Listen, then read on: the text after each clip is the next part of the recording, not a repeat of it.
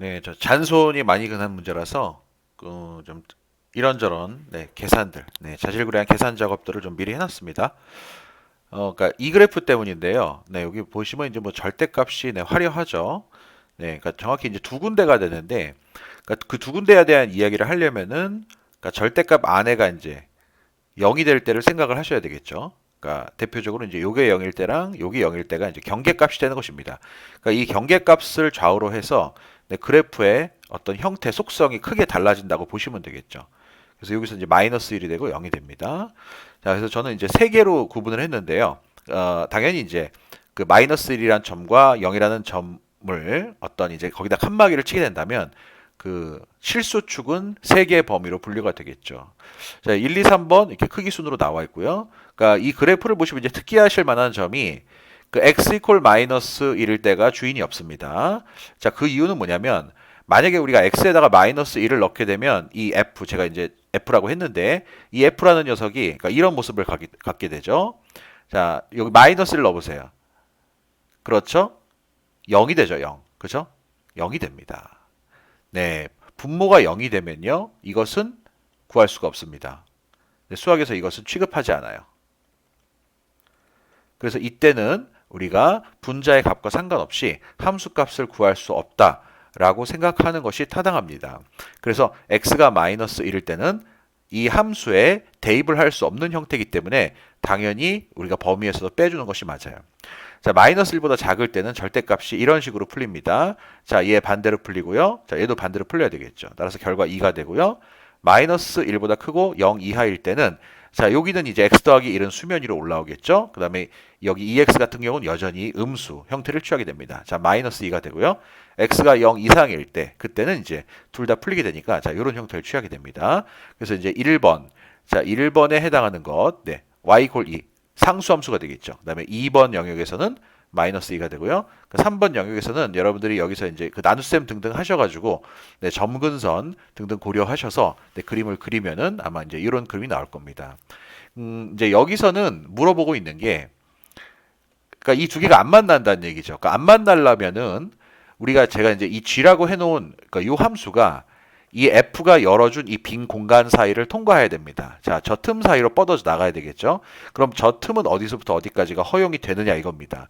자, 그러기 위해서는 그것을 정확하게 따지기 위해서는 이 g가 가지고 있는 어떤 모양상의 맹점을 여러분들이 간파를 하셔야 돼요. 그 모양상의 맹점이란 것은 K라는 연막이 쳐 있지만 속일 수 없는 부분이죠. 즉 이렇게 K에 관한 내림차순으로 묶었을 때 마이너스 3, 마이너스 4라는 점. 즉 K가 자기가 아무리 애를 쓰더라도 지나가지 않을 수 없는 점. 이것을 우리가 뭐라고 합니까? 바로 정점이라고 합니다. 그러니까 이 정점, 여러분 직선에 관한 문제, 그러니까 기울기가 가변적인 직선에 관한 문제를 해결하실 때는 가능하면 반드시 정점을 확보하고 문제를 풀으셔야만 합니다. 자, 마3, 마4가 여기 이제 찍혀 있고요. 그러니까 여기서 이제 이런 식으로 나가는 형태인데요. 자, 요 점을 이제 포착해 보시면 요 점이 어디죠? 네, 마이너스 1,2입니다. 자, 그러니까 이 정점에서 우리가 이제 크게 두 갈래로 나가게 되는데, 그러니까 첫 번째 경계값은 마이너스 1,2가 되겠고요. 그 다음에 이제 여기 이제 누워있는 경계값이 어디가 되냐면, 네, 마일, 마이가 되겠습니다. 마일, 마이가 되겠어요.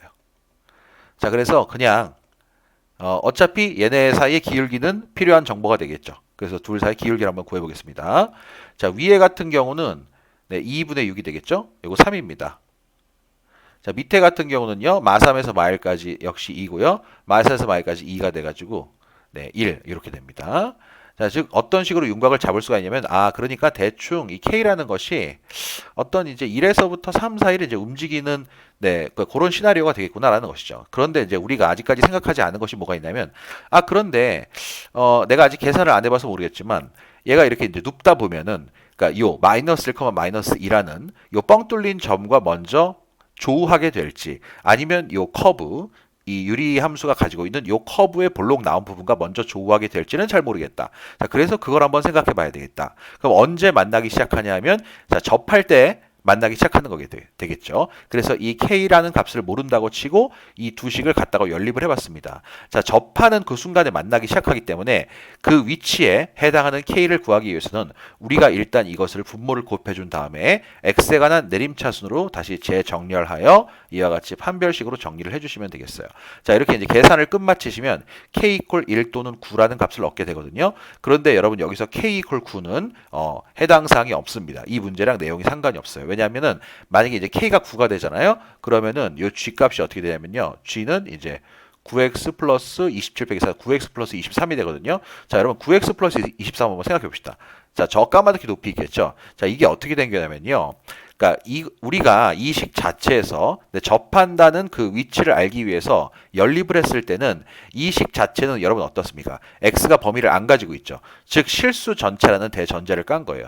즉 그러니까 이 함수도 그렇고 이 함수도 그렇고 만약에 발견되는 곳 중에 접하는 곳이 있으면은 이 판별식은 그 점을 모두 알려주는 식이 된다라는 것입니다. 그러면 어떻습니까, 여러분? 이 유리함수는요, 이쪽에 이렇게 위치하고 있지만 이렇게 좌측 상단에도 위치하게 되겠죠. 이 좌측 상단에 위치하는 부분과 요 마이너스 3, 마이너스 4로부터 이렇게 위로 힘차게 뻗어나간 그 접선이 맞닿는 점, 그 점을 가리켜주는 K의 값이 9입니다. 자, 그거 제가 너무 복잡해가지고 그림이나 이런 자세한 설명 실지 못했는데 조금 더 이렇게 확실하게 하고 싶은 친구들은 한번 그것도 한번 그림을 통해서 확인을 해보세요. 자, 그래서 이렇게 되는데 자, 여기서 우리는 이제 알 수가 있는 게 뭐냐면은 자, K 이퀄 1이라는 것이 여기서도 등장했고 여기서도 등장했죠. 즉 1이라는 기울기로 얘가 이렇게 뻗어 나가게 되면 마3, 마4부터 뻗어 나가게 되면 여기는 이 텅 빈 점을 지나게 되고 이 유리함수와는 이렇게 접하게 되는 그런 모습을 하게 된다는 것입니다. 자, 이제 우리는 결론을 내릴 시간이 되었어요. 자, 바로 2하고 3 사이에 분명히 K가 존재하는 건 맞는데 이퀄가 들어갈 것이냐 말 것이냐라는 얘기죠. 자, 이렇게 애매한 상황들, 정말로 이렇게 뭐랄까요? 마음 졸이는 순간이 될 수가 있겠죠. 왜냐면 내가 여기까지 이게 어떻게 돌아가는 상황인지 너무나 잘 알고 있는데 이 이퀄 판단 한번 잘못해서 점수를 많이 감점을 당하게 되면 마음이 아프지 않습니까? 그래서 좀 이런 경우에 그걸 따질 수 있는 약간 좀 믿을 수 있는 판단 기준이랄까 그런 걸 같이 좀 얘기를 해보려고 해요. 그거는 간단합니다. 이렇게 생각하면 돼요. K가 1이라고 가정하시면 되고요. K가 3이라고 가정을 하시면 됩니다. 자, 보세요. 여러분 K가 3이면 우리가 이 F, 이 뻗어나가는 직선 여기 보이시죠? 이것과 이 함수 이 F와 뻗어나가는 직선 G는 만납니까? 만나죠. 왜? K 이퀄 1일 때죠. K 이퀄 1일 때 이거 두 개는 만나게 되는 겁니다. 왜? 접하잖아요. 접하는 건 만나는 거죠. 자, 그럼 어떻습니까? 존재하지 않는다고 그랬죠. 자, 그래서 K 이퀄 1은 우리가 포함을 시키면 안 되는 거예요. 즉 여기다가는 이퀄을 치지 않고 여러분 가만히 계셔야 되는 겁니다. 자, 그럼 K는 3이면 어떨까요? K가 3이면 여러분들 어때요? 이렇게 뻥 뚫린 지점을 지나가야 되는데 그 뻥 뚫린 점이 어디냐 하면 바로 마이너스 1,2라는 점이에요. 자, 그럼 생각해 보세요. 이 마이너스 1,2라는 점이 분명히 G에는 존재하죠. 그렇죠.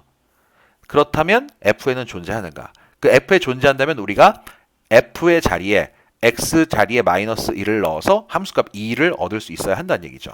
즉 F-1 이퀄 2라는 이 결과가 그래프로서 내 눈에 보여야 한다는 얘기입니다. 하지만 여러분 어때요? x에다가 마이너스 1을 넣으면 y가 없죠. 여기가 그야말로 뻥 뚫려 있지 않습니까? 즉 f 마이너스 이퀄 2는 성립을 하지 않는다는 것이죠. 그리고 g 마이너스 1은 2가 되는 것이죠. 왜냐하면 이제 이것은 짜맞춘 식이기 때문에 따라서 k 이퀄 3이 될 때 f는 그 위치에 들어가지 않고 g는 그 점을 포함하고 있기 때문에 이것은 뭡니까? 교점이 아닙니다.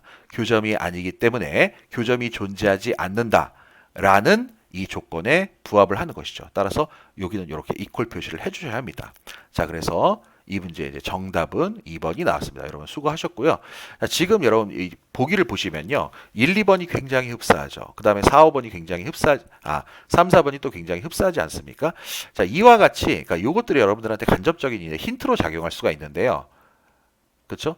물론 그러니까 이런 것들을 뭐 역이용하는 그런 과감한 발상도 한다고 볼 수도 있겠지만 여태까지 그런 문제는 제가 본 적은 없는 것 같습니다. 즉 여기 보면 뭐 그 사이에 있든 아니면은 이제 뭐 요거를 벗어나든지 간에 또는 범위로 나오든 그리고 범위로 나오든 k 이퀄 1과 k 이퀄 3이 여러분들 여기서 이제 굉장히 강력한 힌트가 된다고 볼 수가 있겠죠.